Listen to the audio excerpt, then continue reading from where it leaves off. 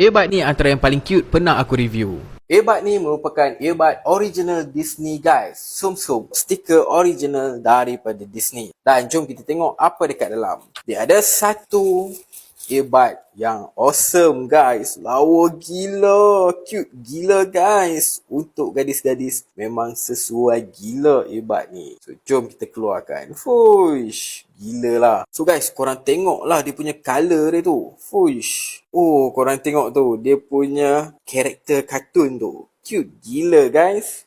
Okey, untuk earbud ni aku rasa ni yang paling simple. Tak ada apa-apa lampu pun guys. Zero. Cuma dekat bahagian atas ni korang boleh tengok dia ada menyala lampu tanda dia tengah charge. Port charging type C guys. Dan dia bagi sekali lah dengan kabel. Bagi aku dia punya earbud ni fits elok lah dengan telinga aku. Tapi dia agak besar sikit berbanding earbud-earbud yang lain. So mungkin kalau korang yang ada jenis telinga kecil tu mungkin agak besar sikit lah earbud ni untuk korang. So jom kita connect dengan Bluetooth dan play lagu. Alright guys, selepas aku dah cuba untuk play lagu menggunakan earbud ni, aku rasa kualiti dia memang padu. Earbud ni lagi tinggi daripada mana-mana earbud Disney yang aku dah pernah review sebelum ni. Earbud Disney sebelum ni kualiti sound dia okey, tak ada masalah. Cuma dari segi sound intensity, dia punya kekuatan bunyi tu. Kalau yang ni kita buka full volume, push, padu, memang padu. Dia punya bass pun sedap. Dan yang paling penting, dia cute guys. So guys, untuk gadis-gadis cute yang sukakan benda-benda cute, ini untuk korang.